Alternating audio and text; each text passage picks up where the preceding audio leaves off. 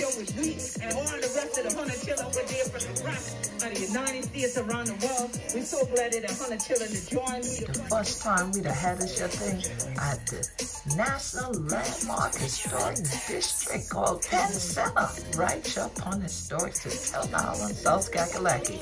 On this year, featuring the one and only songstress, Gwen Yvette. Oh, that gal gonna get that country swag. But then what we going to do, 100 children, with Marcus Allen, we going to slide. 100 children going to event right now and get your passes for the whole family and join we for Gullah Geechee Famlee Day 2023, Saturday, July 29th, starting at noon.